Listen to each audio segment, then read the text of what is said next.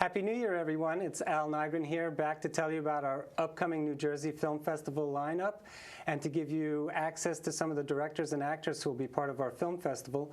We'll be having 3 interviews over the course of the next few weeks, so please check back here every Thursday or throughout the course of the week on EBTV to check that out.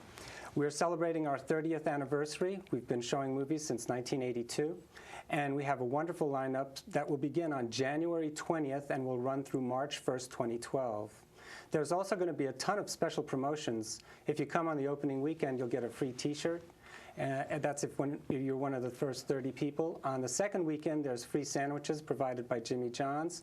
And on the third weekend, there's also going to be seat cushions given out to people that come.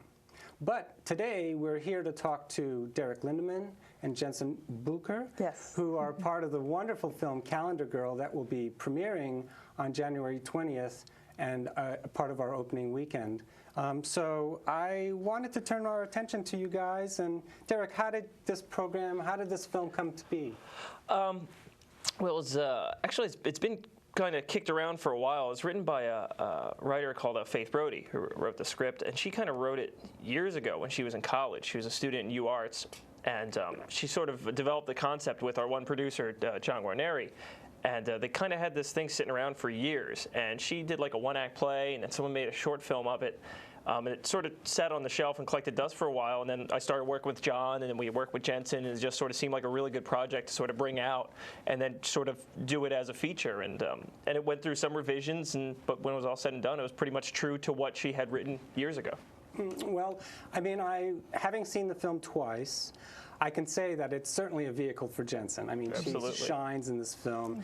It's a tough chick movie, and it's got comedy. Mm-hmm. It's got a lot of dark overtones because it deals with a serial killer who's ravaging Philadelphia, and each month he kills a young woman, and he's looking for his last entree, which is December. Correct. And it looks like Jensen's the gal. Yes. So tell us a little bit about the production. How did you get involved with it, Jensen? I mean, I got involved. I had worked on a film called No Footing that some of these guys had worked on, and John just called me one day and told me about the script and asked me if I'd be interested, and he sent it to me, and I love the story so much, and it was really exciting to work on, and it was fun because I got to be around during the revisions of it and everything else, and really get to know her character just in the pre-production. So. Yeah, and I mean, Derek, also you wear multiple hats in this movie too, because you're Jensen's quasi-love interest in this film. Yeah. I play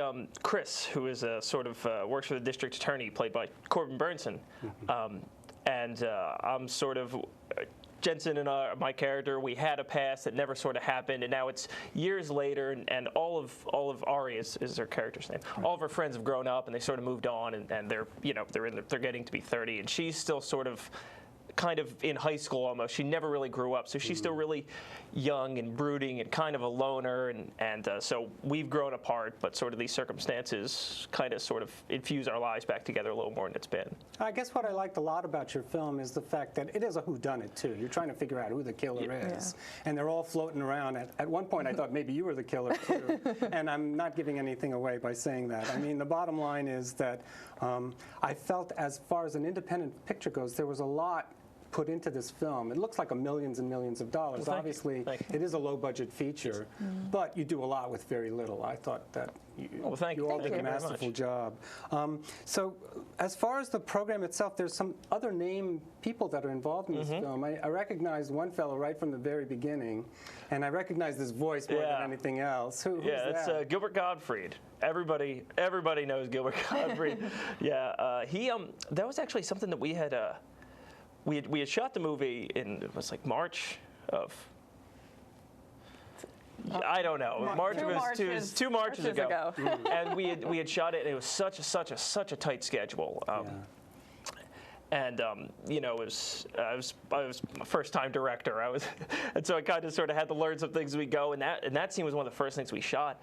And when it was done, and we kind of cut it all together, we weren't particularly happy with what we had, because we really wanted to kick off that was comedy. It had such a dark overtone, and we're just like, but it's really a comedy that's true to heart. And so we sort of looked at where we can infuse comedy. And a few months after we had principal photography, Tommy Avalone, our producer, who basically is responsible for getting all of her names and publicity and things like that, he said, I just talked to Gilbert Gottfried's manager. He's up in New York. We can probably grab him for a day. And we said, great, let's do it. So we brought down Gil. We just picked him up, and we shot that thing really quick. And it just really sets it off as a fantastic comedy. And he was hilarious. He was hilarious. Just picked up a script like he never even saw it and threw it away. And Brian O'Halloran also came when we premiered Clerks here. He came to the State Theater when we screened it.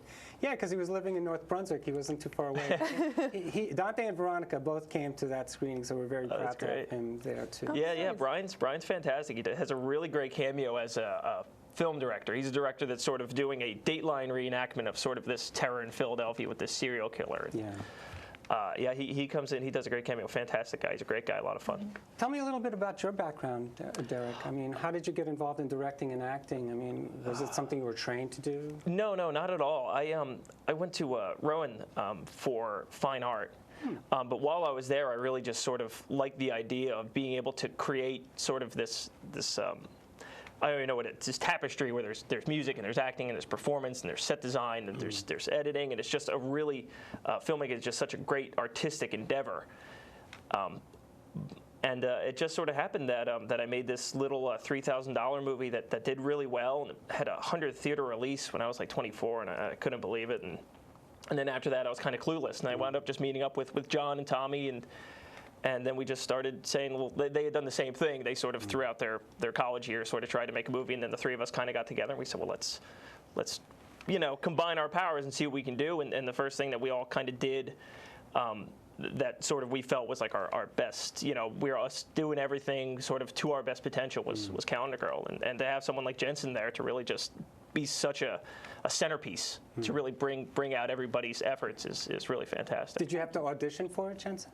No, I didn't. Oh. That's great. Yeah. They knew they wanted you right from the very beginning. It was written for Jensen. Yeah. It was as soon as we'd worked with Jensen, that's when John said, I have the perfect showcase for Jensen, and then we brought the script out and basically tailored it. And what about for your her. training, Jensen? Then, I mean, did you have theatrical training or? I've had some theatrical training. I went to school for fine arts, and then I guess a few years ago I just started thinking about, I had acted a little bit in middle school, and that was what I really, really loved, and I thought I should just try it again. So I started taking some classes at the Walnut Street Theater in Philly, and then I studied part-time at the Atlantic Acting School in New York, and just started going on auditions, and really working on projects is the best way that I've learned.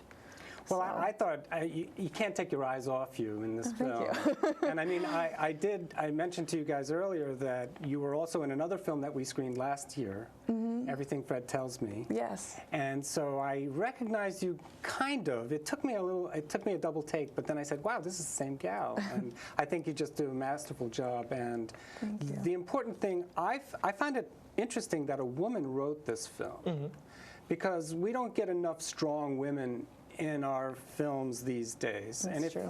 they're kind of objects, and you are a kind of object in this film, but you certainly turn that around. I think you become the center of attention, but yet at the same time push that away, and yet at the same time club them over the head when they need to be clubbed over the head. So I think it's a wonderful film, and folks really need to come and check out this film, Calendar Girl, which will be screened with 2 shorts prior to it on January 20th. That's a Friday evening at 7 p.m. Free T-shirts given out to the first 30 people, so come early. And it's $10 general admission. You want further information, you go to njfilmfest.com, or you can call us at 732-932-8482. And I hope you come and see us. Thanks so much for joining us, you guys. Thanks for having us. Thanks. Thank you.